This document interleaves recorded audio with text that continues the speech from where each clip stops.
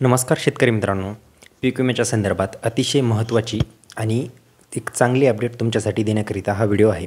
तर ह्यामध्ये बऱ्याच शेतकऱ्यांना पीक विमा सध्या भेटलेला आहे व काही शेतकऱ्यांना यील्ड बेस पीक विमा भेटलेला आहे व पोस्ट हार्वेस्टचे पैसे अजून भेटलेले नाही आहेत. त्यांच्यासाठी देखील हा व्हिडिओ आहे. त्याचबरोबर ज्यांचं स्टेटसमध्ये रक्कम अजूनही शून्य दाखवत आहे अशा शेतकऱ्यांसाठी सुद्धा एक अपडेट आहे.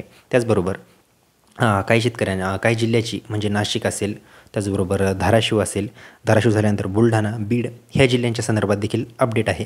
त्याचबरोबर उर्वरित जिल्ह्यांची छोटीशी जी काही अपडेट आहे ती देखील मी जशी जशी कव्हर होईल तशी व्हिडिओच्या माध्यमातून तुम्हाला सांगेल. तर व्हिडिओला कृपया शेवटपर्यंत नक्की बघा. त्याचबरोबर जर चॅनलवर नवीन असाल तर माझं नाव आहे सम्राट आणि स्वागत आहे तुमचं शेतकरी सम्राट या यूट्यूब चॅनलमध्ये. जर चॅनलला तुम्ही अद्यापही लाईक, सबस्क्राईब व शेअर केलं नसेल तेही करून घ्या व माझ्या डाव्या साईडला जे काही बेल आयकॉनचं बटन दिसतंय त्याला देखील दाबा, म्हणजे तुम्हाला पीक विमा व शेतकऱ्यांचे नवनवीन जे काही JR येतात त्याच्या संदर्भात सर्वात लवकर व फास्ट माहिती भेटून जाईल. तर चला वेळ वाया न घालवता आपण व्हिडिओला सुरुवात करूया. तर बघा मित्रांनो, आता पाहायला गेलं तर यील्ड बेसचे बऱ्याच शेतकऱ्यांना पैसे भेटलेले आहेत. त्यामध्ये यील्ड बेसमध्ये पाहायला गेलं तर मेनमध्ये नाशिक जिल्ह्यामध्ये बऱ्याचशा ठिकाणी पैसे वाटप झालेले आहेत. त्याचबरोबर नाशिकमध्ये इगतपुरी तालुक्यातल्या 7 ते 8 शेतकऱ्यांचे आपल्याला मेसेज आलेले आहेत की आम्हाला पोस्ट हार्वेस्ट अंतर्गत यील्ड बेस अंतर्गत पैसे भेटलेले आहेत, पण पोस्ट हार्वेस्टचे अजून पेंडिंग राहिलेले आहेत. तर बघा त्यामध्ये नाशिकमध्ये बघा, नाशिक, चांदवड, मालेगाव, सटाणा, निफाड, सिन्नर, येवला, त्र्यंबकेश्वर, इगतपुरी, दिंडोरी, पेठ, सुरगाणा, देवळा, कळवण आणि बाळगणा ह्या तालुक्यांमध्ये तुरळक शेतकऱ्यांना पीक विम्याचं वाटप हे झालेलं आहे. त्याचबरोबर काही शेतकऱ्यांचे 28 सप्टेंबरला स्टेटस अपडेट झालेले आहेत. नुसतं नाशिकचेच नाही, बाकी नांदेड, हिंगोली, परभणी, त्याचबरोबर बुलढाणा, बीड ह्यांचे स्टेटस 28 तारखेला बदललेले आहेत व स्टेटसवर रक्कम तुमच्या दाखवत आहे. त्याचबरोबर ज्या शेतकऱ्यांचे अजूनही स्टेटस अपडेट झालेले नाही आहेत त्यांचे 6 सप्टेंबरच्या आसपास म्हणजे सप्टेंबरच्या पहिल्या आठवड्यात किंवा त्याच्या अगोदर देखील स्टेटस अपडेट होणार आहेत. जसजसे अपडेट होतील व रक्कम दाखवेल ती रक्कम तुमच्या खात्यावर जमा होईल.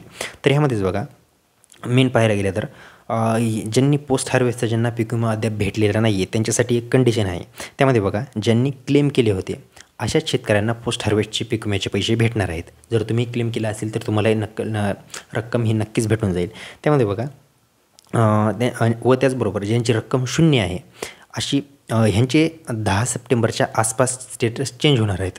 6 तारीख वेगळी व 10 सप्टेंबरच्या आसपासचे ते वेगळे. ज्यांचे स्टेटस 10 सप्टेंबरला चेंज होतील पण त्या अगोदर पण होतील, पण त्यामध्ये जर तुम्ही क्लेम मंजूर केलेला असेल तरच स्टेटस हे अपडेट होणार आहेत. बाकी शेतकऱ्यांचे स्टेटस हे अपडेट होणार नाहीत, याबाबत तुम्ही काळजी घ्या.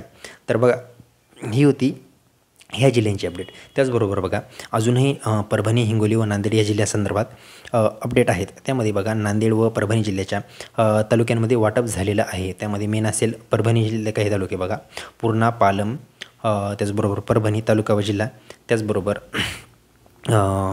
मानवत असेल ह्या तालुक्यांमध्ये रक्कम वाटप झालेली आहे. तर त्याचबरोबर काही शेतकऱ्यांची यील्ड बेसच्या रकमा अजूनही पेंडिंग आहेत. तर ह्या रकमा तुमच्या लवकरात लवकर जमा होऊन जातील, म्हणजे सप्टेंबरच्या पहिल्या किंवा दुसऱ्या आठवड्यात. ज्यांचे स्टेटस झालेले नाही आहेत त्यांना दुसऱ्या आठवड्यात देखील येऊ शकतो किंवा 15 तारखेच्या आसपास येऊ शकतात. ही झाली ह्या जिल्ह्यासंदर्भात अपडेट. आता अजून बघा बाकी पाहायला गेले तर सध्या पिकांचं जे काही नुकसान होतं आहे, म्हणजे नांदेड जिल्ह्यामध्ये पाहायला गेलं तर हे मागच्या 5 ते 6 दिवसांमध्ये जास्त प्रमाणात नुकसान झालेलं आहे. तर ह्यांचे देखील पंचनामे सुरू आहेत.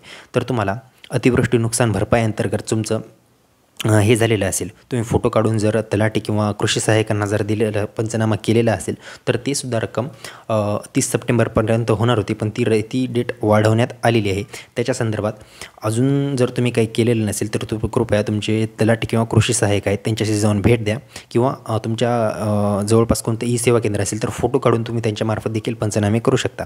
त्याच्यानंतर बाकी जी बुलढाणा जिल्ह्याची जी काही अपडेट आहे, बुलढाणा व बाकी विदर्भातले जी काही जिल्हे आहेत त्यांना अद्याप पीक विमा काही शेतकऱ्यांना भेटला आहे, काहींना भेटला नाही आहे. त्याची अपडेट आपण पुढच्या व्हिडिओमध्ये जाणून घेणार आहोत. तर चला ही याच व्हिडिओ संदर्भात एक महत्त्वाची अपडेट होती. याच्यानंतर अजून जी काही अपडेट येईल ती तुम्हाला पुढच्या व्हिडिओमध्ये मी नक्की सांगेल. तोपर्यंत धन्यवाद.